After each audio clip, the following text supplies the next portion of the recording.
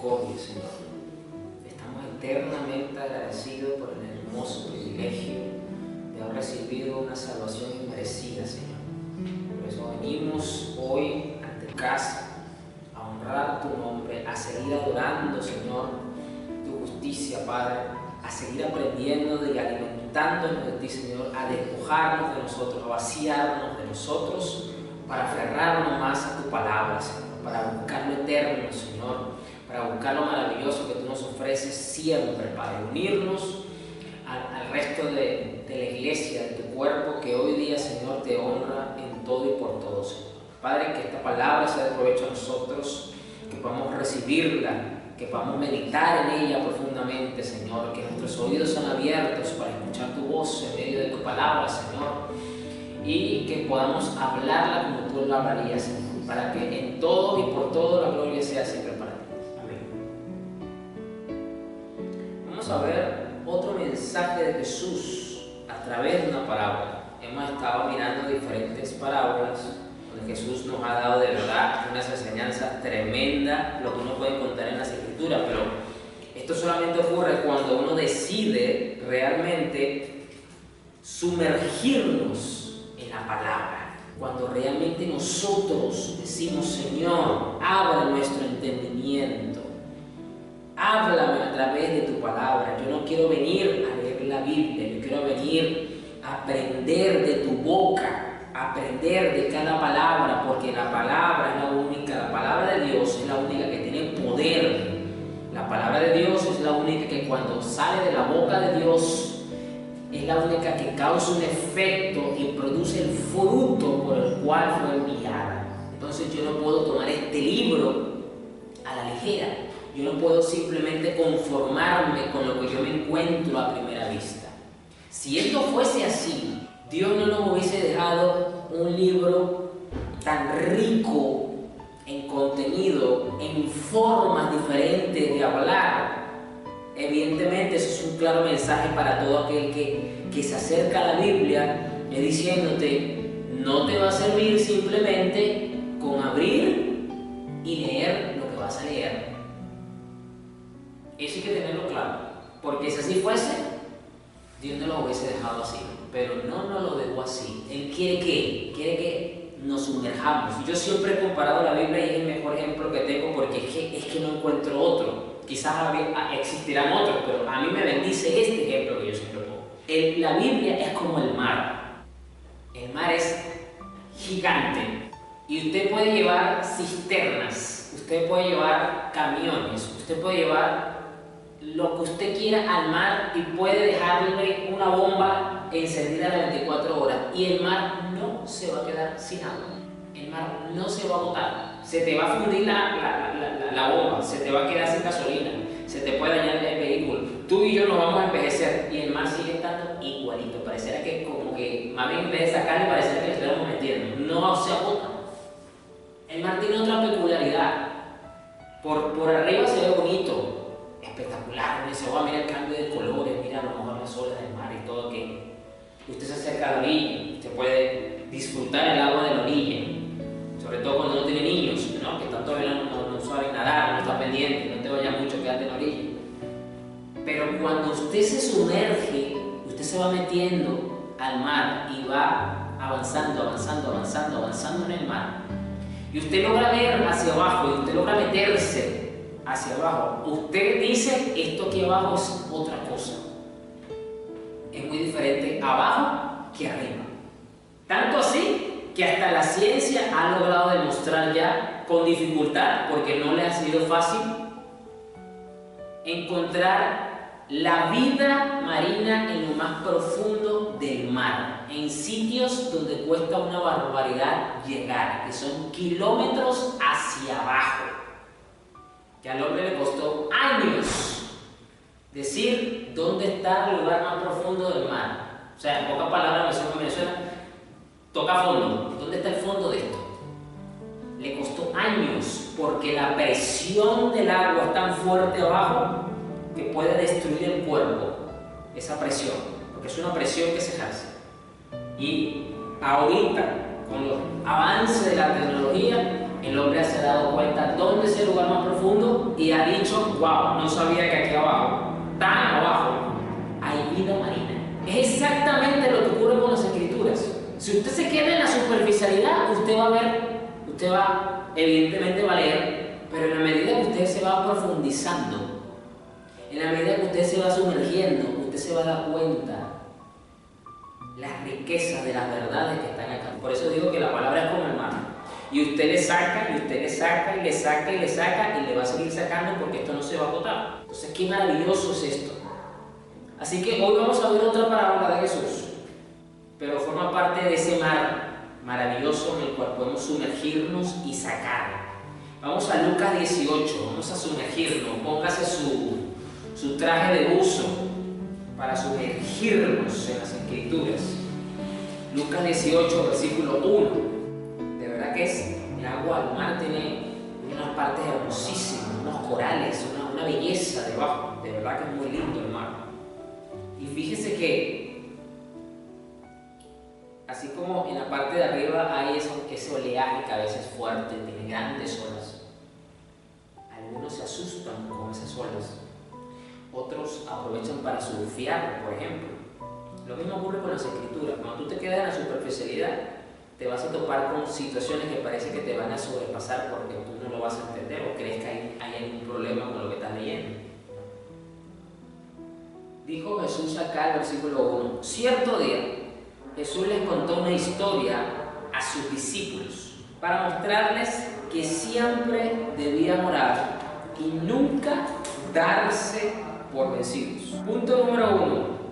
El propósito de la oración es que tú y yo desarrollemos perseverancia, desarrollemos persistencia. Muchas veces nosotros los seres humanos no hemos aprendido lo que es la persistencia y lo que es la perseverancia. Gracias a Dios, los que estamos en Cristo Jesús, en la medida que vamos creciendo y vamos madurando en la fe, aprendemos a persistir y a perseverar en la gracia, en el Evangelio, en la fe. Y esa enseñanza de vida podemos trasladarla al día a día.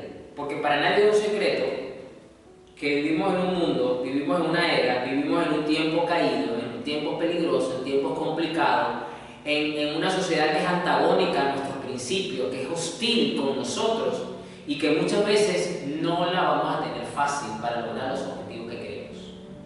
No la vamos a tener fácil para poder avanzar. ¿Y qué vamos a necesitar? Persistencia. Yo le voy a decir una cosa. Yo admiro algo de mi esposa, y es que ella tiene más de 5 años trabajando en el área de ventas hacia público que es bastante hostil y es bastante complicado venderles por teléfono. Y ella me dice que en un día ella recibe más de 200, 300 respuestas negativas. O sea, no estoy interesado, no quiero, no me gusta, no me llames, no. Y a todos ellos, junto con sus compañeros, les piden una cuota mínima al mes, que son como 7, 8 ventas en mínimo. Entonces, imagínate tener que vender en medio de tanta negatividad, en medio de tanta resistencia. No. ¿Qué necesitas tú entonces para poder mantenerte en ese tipo de trabajo? Persistencia y resistencia. Y lo mismo ocurre con nosotros en la vida. Y Jesús dice acá que esta parábola Él se la dijo a los discípulos con esos dos motivos, que siempre debían orar. La oración no es un favor, la oración no es opcional, la oración es un deber del creyente. Así como usted come, ¿por qué usted come? Porque es un deber comer. Que no te guste cocinar o si te guste cocinar, eso es otro tema, pero tú tienes que comer. Yo tengo que comer. Que a lo mejor hay alimentos que te gustan más que otros, y eso también es otro tema, pero todos tienen que comer. Es un deber del cuerpo alimentarlo. Eso es algo que no podemos negociar. Entonces, dentro de la vida cristiana no podemos negociar la oración. Pero aquí hay un detalle muy importante en el cual muchas veces los creyentes flaquean porque no han entendido que muchas veces Dios, a través de la oración, nos está enseñando la persistencia. Está afinando la persistencia, está madurando la persistencia. Versículo 2. Había un juez en cierta ciudad, dijo, que no tenía temor de Dios, ni se preocupaba por la gente. Yo quiero que usted entienda un poquito el contexto histórico de este momento. Recuerde que Jesús aprovechaba los elementos de la época para que la gente le pudiese entender muy bien lo que él quería decir. Yo quiero que usted recuerde que en la época el Imperio Romano había tomado como colonia Israel y que por lo tanto los máximos tribunales a los cuales podían asistir eran con jueces romanos. Jueces que muchas veces eran corruptos, para nadie es un secreto, eso no es ahorita, la corrupción en los gobiernos viene de toda la vida. Número 2, eran indiferentes porque como eran causas de los judíos que eran colonizados, pues le podía dar igual escuchar una sus causas. Así que tampoco es que era muy favorable ir a un tribunal de un juez. Tercero, eran jueces paganos, es decir, que no adoraban al Dios verdadero, tenían sus dioses romanos, Venus, Afrodita y todos estos demonios, todos estos falsos dioses. Así que su criterio moral no era precisamente el más correcto o el más acertado para dirimir una causa de un judío. Y por eso Jesús dice acá que había un juez en esa ciudad que no tenía temor de Dios. Es decir, él está usando la imagen de cualquier juez romano que ya todo el mundo sabía cómo era. O sea, eran unos paganos, no tenían respeto por el único Dios verdadero, les daba igual. Ni se preocupaba por la gente, lo acabo de decir. Eran muchas veces indiferentes ante las causas de las colonias, pero era su trabajo y lo tenían que hacer. Pero les daba igual, no les importaba realmente, no había esa empatía, esa sensibilidad por la situación. Y dice acá luego el versículo 3, una viuda de esa ciudad acudía a él repetidas veces. Yo quiero que usted sepa que en la época había una gran diferencia social. Estaban los ricos y adinerados que estaban cómodos y estaban los pobres, las viudas, los extranjeros y los huérfanos, que eran prácticamente los desahuciados por la sociedad. Pero a esta mujer no le tocaba de otra, porque no tenía quien más acudir. Y esta mujer va ante este juez. Y esta mujer le dice, hágame justicia en este conflicto con mi enemigo. Durante un tiempo, el juez no le hizo caso, hasta que finalmente se dijo a sí mismo, no temo a Dios, ni me importa la gente, pero esta mujer me está volviendo loco. Qué curioso. Este hombre dijo, es que si yo no le hago caso a esta mujer me va a volver loco ya definitivamente. Esta mujer yo no sé qué tanto conocía o no a este juez. El hecho de que esta mujer sabía que ese hombre, ese juez, era el único que le podía traer justicia y que su sentencia era definitiva. Por lo tanto, el conocimiento que esta mujer tenía del juez era muy chiquitico. Y de ese pequeño conocimiento, esta mujer se agarró. Esta mujer no vino a socializar con el juez, esta mujer no vino a hacerse amiga del juez, esta mujer solamente a lo mejor le dijeron, mira, ese juez es el único que te puede ayudar porque ese juez sí imparte justicia, pero tienes que captar su atención.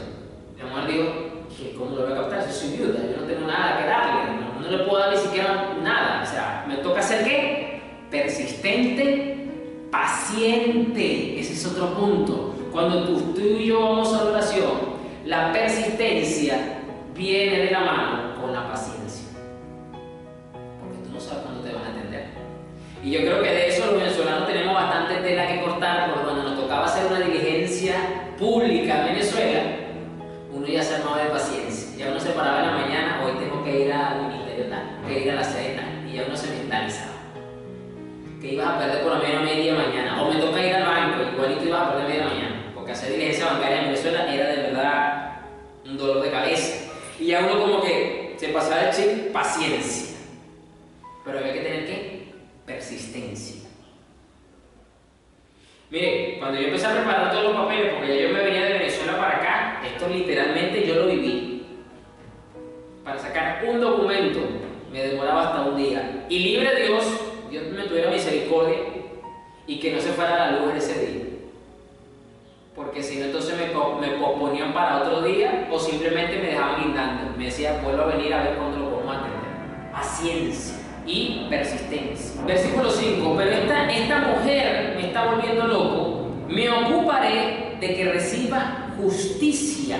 ¿Por qué? Porque me está agotando con sus constantes peticiones. Con sus constantes peticiones.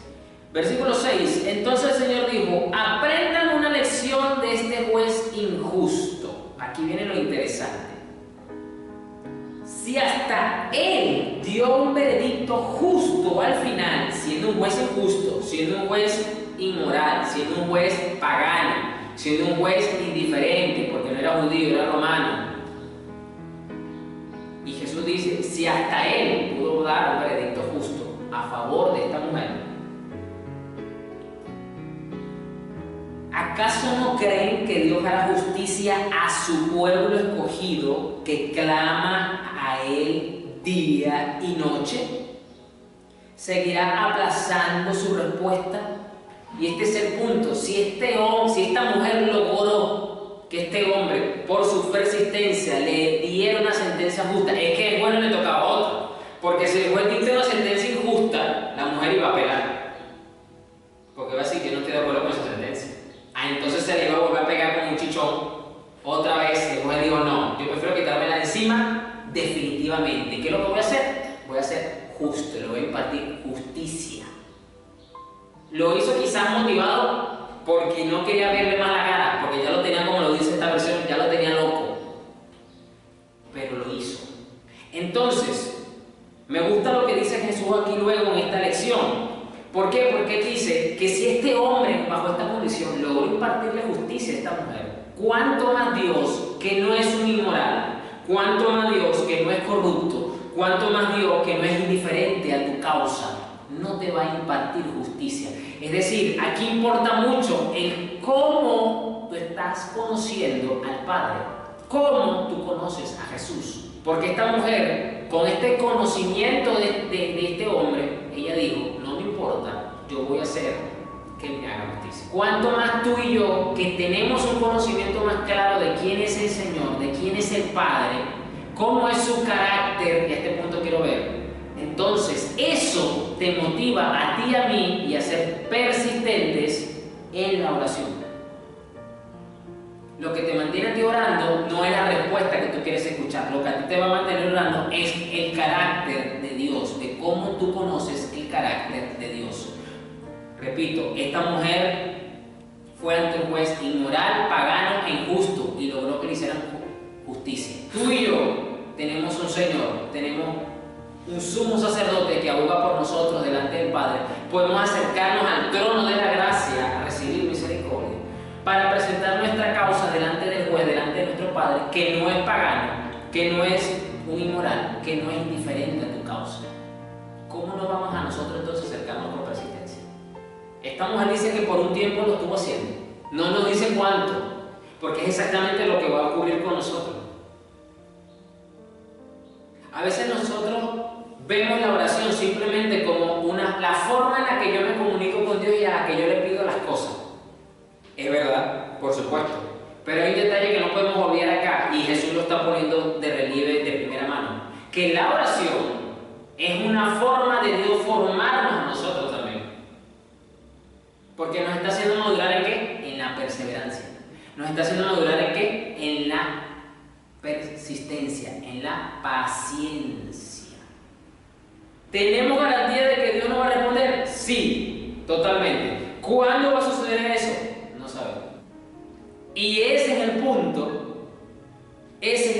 más importante, de que te lo van a responder, te lo van a responder. ¿Cómo te lo van a responder? No sé, yo no soy Dios, tú no me estás orando a mí. Él sabrá si te dice sí, si te dice no, si te dice para luego, si te dice para más tarde, si te dice para el año que viene, no sé. Esa es su responsabilidad. Pero lo que sí te puedo garantizar es que te lo van a responder. Ahora, ¿qué pasa? Bastantes veces yo he visto y he escuchado a cristianos que empiezan a orar por algo con mucha fuerza, con mucha efectividad, con mucha velocidad. Pero a medida que va pasando el tiempo, ellos van viendo que Dios se está tardando. Dios no se está tardando. Porque recuerden que a Dios no le afecta el tiempo. El tiempo nos afecta a nosotros. Dios está por arriba del tiempo y el espacio. Si no, no fuera Dios. Empieza a mermar la oración. Porque es que la oración no es como una prueba de velocidad de 100 metros. Gana el que llegue más rápido. No. La oración es como el triatlón. Es como el maratón de París, que son 2, 4, 5 horas. Gana el que persista en la carrera y llegue de primero. Ese es el que gana. Ese es el que lo logra. Es difícil, sí, porque no es fácil mantener un ritmo durante 4 o 5 horas seguidas sin pararte. Eso de verdad es complicado. Físicamente demanda bastante. Así es la oración, así es la persistencia que Dios quiere para nosotros. Así tenemos que nosotros abordar la vida cristiana. La vida cristiana no es una carrera de 100 metros plano, a ver quién el que más rápido corre es el que llega al final. No es así. Si hasta Él dio un veredicto justo al final, ¿acaso no creen que Dios hará justicia a su pueblo escogido que clama Él día y noche? ¿Seguirá aplazando su respuesta?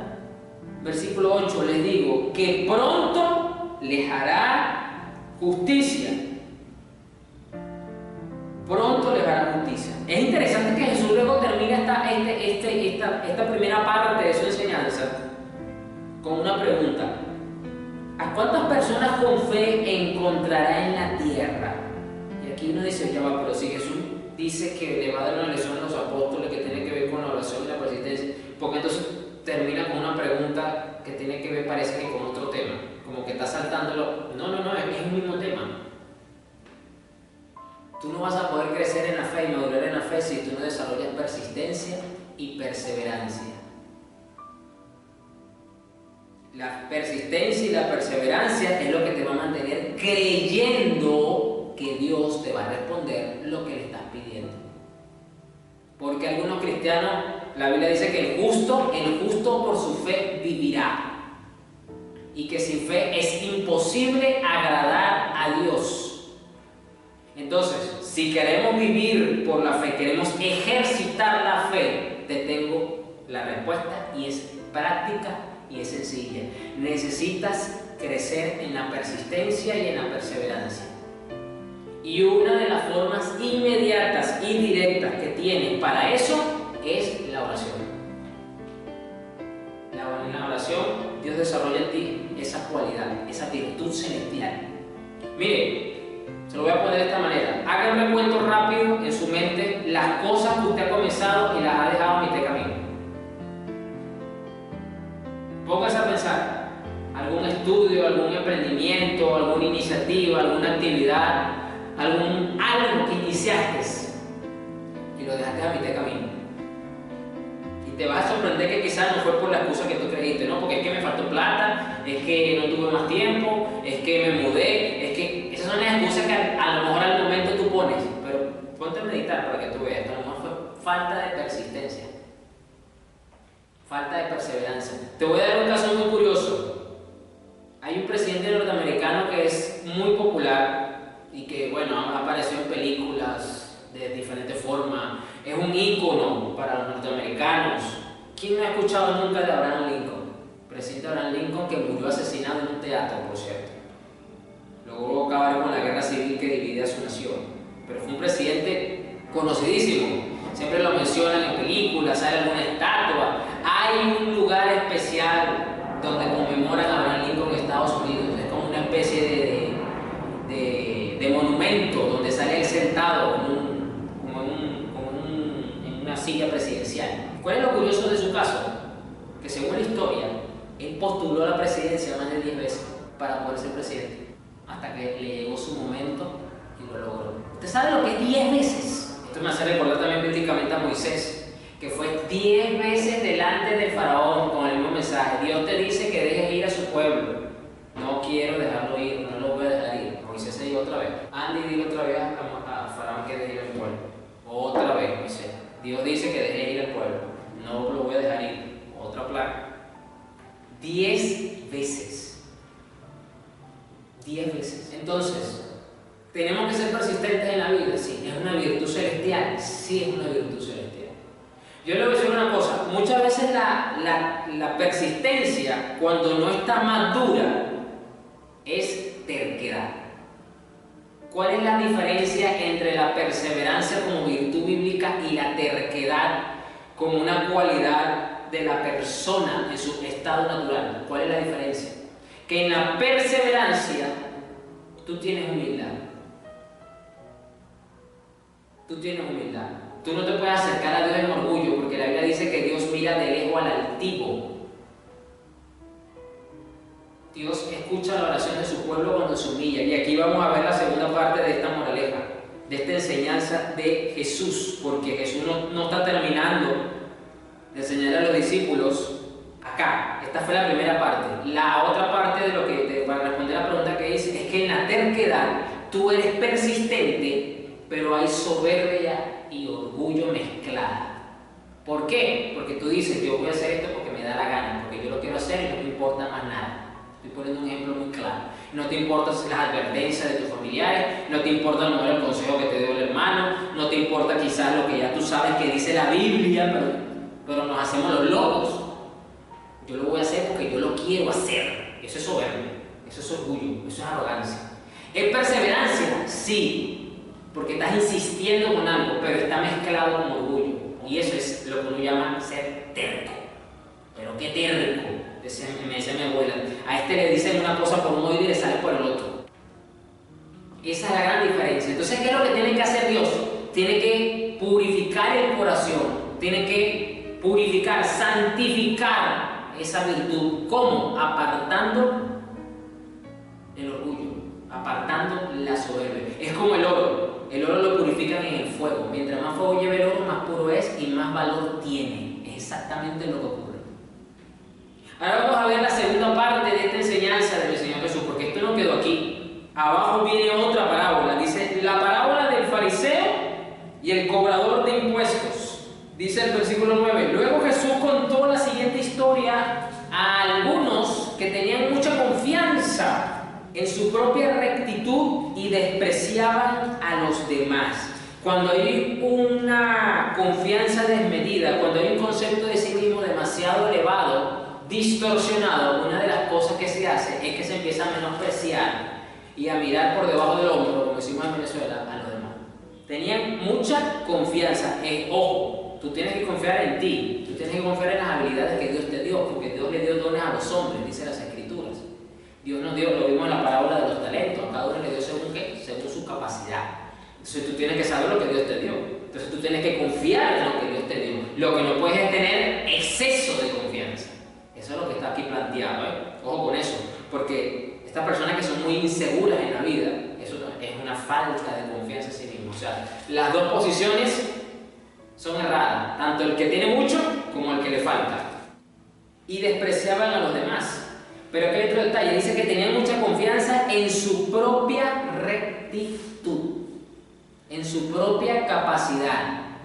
Es decir, hay cristianos que a lo mejor no se han dado cuenta que oran más en la capacidad que tienen para orar que al Dios al que le están orando. No, que yo soy un tiburón en la oración, y ese hermano se mueve. Bueno, pues si usted lo escucha orar, cuidado, porque puede haber allí un exceso de confianza en su propia rectitud, en su propia justicia. Confían más en su capacidad, en su habilidad al orar, que al Dios al que le están orando.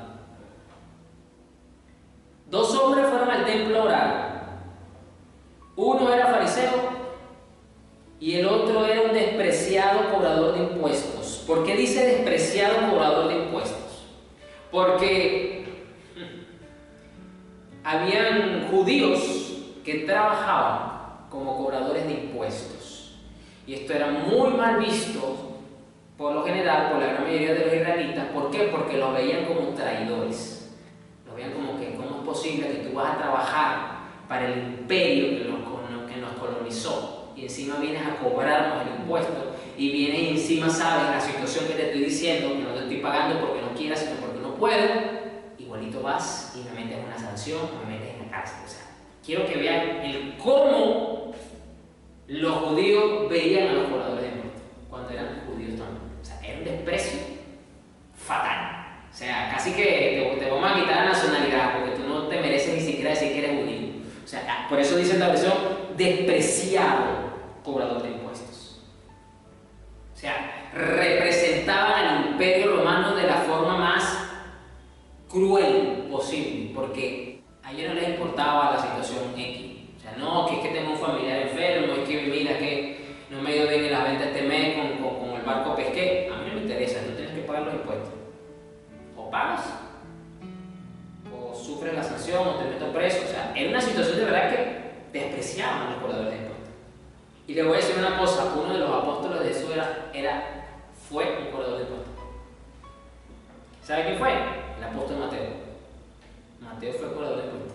El fariseo, versículo 11, de pie, apartado de los demás, hizo la siguiente oración: te agradezco, Dios, que no soy un pecador como todos los demás, pues no engaño, no peco y no cometo adulterio. Para nada soy como ese cobrador de impuestos. Ayuno 2 veces a la semana y te doy el diezmo de mis ingresos. El apóstol Juan en la tercera epístola dice que si decimos que no tenemos pecado, estamos autoengañados. Porque todos somos pecadores, todos tenemos que luchar, todos tenemos que mortificar el pecado. Así que este hombre, para empezar, en esta oración me da risa porque dice, pues no engaño, ya se está autoengañando a sí mismo. Dice, no peco, está pecando porque está presumiendo de su condición. ¿Y qué es una persona presumida? Alguien orgulloso, alguien antiguo, alguien egocéntrico. Y ya eso es una condición pecaminosa. Entonces, no peco y está otra vez pecando. Y no cometo adulterio. El detalle está que precisamente cuando uno tiene un exceso de confianza y hay el ego que se está engrandeciendo, tenemos una visión distorsionada de nosotros mismos. Y solamente somos capaces de mirar el pecado de los demás, pero no nuestra condición. Ese es el detalle. El hombre estaba diciendo, bueno, este es adúltero, yo no soy adúltero, no, pero eres soberbio y eres orgulloso. Y delante de Dios el orgullo y el adulterio están en la misma condición. Para nada soy como ese cobrador de impuestos. Ayuno 2 veces a la semana y te doy el diezmo de mis ingresos. Tenía una confianza excesiva en su disciplina espiritual. Y todas las virtudes, todas las disciplinas que el creyente tiene, que la iglesia practica, que uno aprende y madura en ellas, nos debe de llevar a parecernos más a Cristo. Y Cristo dijo, aprended de mí que soy manso y humilde de corazón. Jesús de verdad fue humilde y él lo demostró en todo sentido. Y cada vez que se refería a sí mismo, casi siempre, el 90% de las veces, hablaba en tercera persona. Cuando quería decir algo, siempre usaba la frase el Hijo del Hombre. Ese era hablando Jesús de sí mismo en tercera persona. Muy pocas veces Jesús hablaba directamente de sí mismo. Casos muy puntuales. Así que de nada vale ayunar 2 veces a la semana, traer el diezmo de mis ingresos, si esa disciplina no se está traduciendo en verdadera madurez espiritual, todo lo contrario. Lo mismo ocurre con las personas cuando van a los seminarios bíblicos, a los institutos teológicos, que yo no tengo nada en contra de eso, son herramientas que uno aprende, útiles, pero cuando esas herramientas lo que hacen es hincharte la cabeza y no acercarte a los pies del maestro, tú tienes un problema con lo que ya recibiste. No el lugar, no, lo que tú estás haciendo con lo que recibiste. Porque nada de estas cosas deben de hacernos más orgullosos o más soberbios, todo lo contrario. Nos tienen que hacer más humildes, Que tú desarrolles una virtud como la oración, que te muevas como pez en el agua en la oración, no debe de llevarte a la cima del orgullo, sino debe de llevarte a la cima de los pies del maestro. Más abajo. Mientras más madurez, más humildes somos. Eso es una virtud importante. Versículo 13. En cambio, el cobrador de impuestos se quedó a la distancia y ni siquiera se atrevía a levantar la mirada al cielo mientras oraba. Fíjese tú la diferencia. Mientras que el fariseo se puso de pie de una forma engreída, hablando de la actitud de su corazón, este dice que el cobrador de impuestos se quedó a la distancia y ni siquiera quería mirar al cielo. Ni siquiera. ¿Hablando de qué? De un reconocimiento propio de su condición. Miren el contraste entre el fariseo y el cobrador de impuestos. El fariseo, que se supone conoce a Dios, conoce las virtudes del cielo, conoce la justicia del cielo, tiene una conducta contraria a lo que dice conocer. Y el cobrador de impuestos, que no tiene ese nivel que tiene el fariseo, tiene una actitud que al cielo le agrada. Porque recuerde que los fariseos eran la rama de los maestros religiosos, de la facción religiosa, que buscaba cumplir al pie de la letra con lo que decía la ley, con lo que decía la Torá, pero no estaba cumpliendo acá en este ejemplo. Sino que golpeó su pecho en señal del dolor, mientras decía: oh Dios, ten compasión de mí, porque soy un pecador. Fíjese la diferencia. Aquel no reconoció, aquel decía: no, yo no peco. Yo estoy flotando en una nube. Yo duermo envuelto en una burbuja celestial para que ni siquiera los zancudos me piquen. Este digo: no, o sea, ten misericordia de mí porque yo sé que soy un pecador. Reconocer nuestra condición siempre es una buena señal de humildad delante del único Dios que nos puede ayudar. Fíjese que todo esto llevamos a ver las relaciones entre la primera parábola y la segunda. Les digo, versículo 14, que fue este pecador y no el fariseo quien regresó a su casa justificado, es decir, aprobado delante de Dios. Pues los que se exaltan a sí mismos serán humillados y los que se humillan serán exaltados. Lo dije hace rato. Dios mira de lejos al antiguo, pero Dios tiene de cerca al humilde, porque Dios es humilde. Aprended de mí que soy ¿qué? Manso y humilde de corazón, es decir, de carácter. ¿Qué relación tiene entonces ahora la primera parábola de la viuda persistente y la segunda parábola del fariseo y cobrador de impuestos? Recordemos que esto es una sola enseñanza de Jesús. La separación entre los capítulos y versículos pareciera que es como que punto y aparte. No. Esto es una sola enseñanza. Número uno, Jesús nos enseña que debemos ser persistentes y pacientes, y que la oración nos enseña eso. Punto número dos, la primera parábola nos enseña que tenemos que orar basados en el carácter de Dios. Mientras mejor tú conozcas a Dios, más fuerte te vas a mantener orando en la oración. Punto número 3, tú necesitas reflejar el carácter, la virtud de la humildad, porque si no, no vas a recibir por mucha persistencia e insistencia que tengas. Ahí sí te digo que van a pasar 80 años, 100 años, va a venir Cristo y esa oración a ti ni siquiera te la van a responder, porque Dios no puede responder una oración con una persona así. Dios tiene que bregar primero con ese corazón. Dios tiene que bregar con eso. Tenemos que nosotros entonces entender que necesitamos esta virtud. Punto 4. Todas las cosas que tú aprendas deben de llevarte, deben de motivarte, es a que conozcas mejor a Dios para que puedas madurar en la fe. Si tú y yo estamos viviendo por la fe, hemos recibido una fe que nos santifica, hemos recibido una fe que nos salva, tú no vas a poder madurar en esa fe si no tienes estas virtudes. Porque como Cristo lo dijo en el versículo 8, al final, ¿a cuántas personas con fe encontrarán la tierra cuando el Hijo del Hombre llegue? Tenemos que persistir en la fe. Pero ¿cómo persisto en la fe si no he desarrollado la virtud de la persistencia? No puedo desarrollar la virtud de la persistencia si no soy humilde en reconocer mi condición. Mientras más tú conozcas a Dios, mientras tu fe se empieza a madurar más vas a conocer tu condición y más realista eres de tu condición real. No vas a tener una imagen distorsionada de ti mismo. Eso es fundamental. ¿Y qué va a ocurrir con todo esto? En pocas palabras, que vamos a recibir la aprobación de Dios. ¿Dónde lo vemos esto? Versículo 14 de Lucas 18, les digo que fue este pecador y no el fariseo quien regresó a su casa, ¿qué? Justificado delante de Dios. ¿Quién fue la persona que se fue justificada, aprobada a su casa? La viuda persistente. ¿Se fue a su casa con qué? Con una sentencia de justicia. Fíjese que tanto en la primera parábola como en la segunda parábola vemos exactamente el mismo resultado. La viuda y el cobrador de impuestos se fueron con una sentencia de justicia, de aprobación. En la primera parábola vemos algunas cosas que tenemos que aprender y en la segunda parábola vemos otras cosas que tenemos que aprender de una misma. Jesús le está dando una sola enseñanza a los discípulos. Mientras más humildes seamos, más potente va a ser la oración. La humildad potencia tu oración. Es eso lo que tenemos que hacer, es eso lo que tenemos que lograr.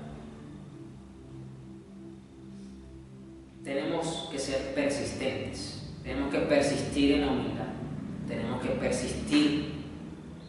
Y yo sé que siempre cuando a lo mejor tú has leído esto o has escuchado unos mensajes, siempre se enfocan solamente en el tema de la oración, pero es que Jesús nos dice que esta parábola fue simplemente para mostrarles que debían orar. No, dice debían orar y nunca darse por vencido, dice esta versión. Es decir, es una parábola que tenía una doble énfasis, una doble enseñanza, no solamente una. Pasa que siempre los predicadores le dan un solo enfoque de la oración, pero aquí vemos la importancia de ¿qué? De ser persistentes. Persistentes.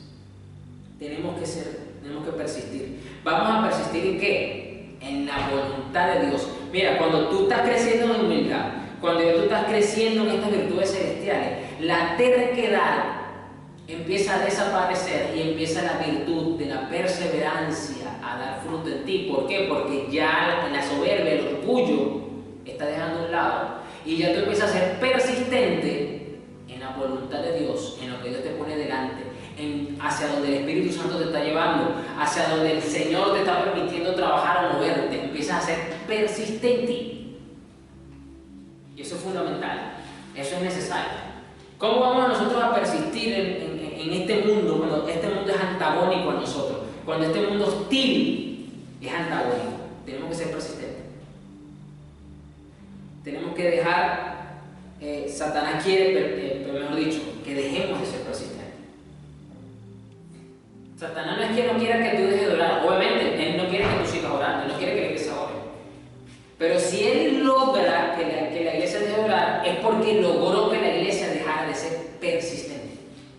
El que una iglesia deje de orar, el que un creyente deje de orar, es una consecuencia directa a la falta de persistencia y de perseverancia. Entonces, es una cadena. El creyente deja de ser persistente, va a dejar la oración a un lado, la humildad va a ceder, va a volver otra vez el orgullo y la arrogancia, y su fe se va a estancar. Mire todo lo que ocurre, es una consecuencia, es una cadena. No es que simplemente se afecta a una y las demás no. No, al tocar una, se tocan las demás, positiva o negativamente, depende. Entonces tenemos que ser ¿qué? Persistentes. Tenemos que ser persistentes. Sigamos siendo persistentes. La Biblia dice que, lo voy a buscar, no sé si no me lo sé de memoria, pero ya le voy a dar otro texto, algo muy importantísimo, porque yo no sé si usted ya se sabe algunas promesas. Ok, vamos a Hebreos 6, versículo 12. Ok, Hebreos 6, 12. Y vamos a ir terminando. Esta versión dice así: entonces no se volverán torpes ni indiferentes espiritualmente. En cambio, seguirán el ejemplo de quienes, gracias a su fe y perseverancia, heredan las promesas. Usted necesita fe, pero usted también necesita perseverancia. ¿Para qué?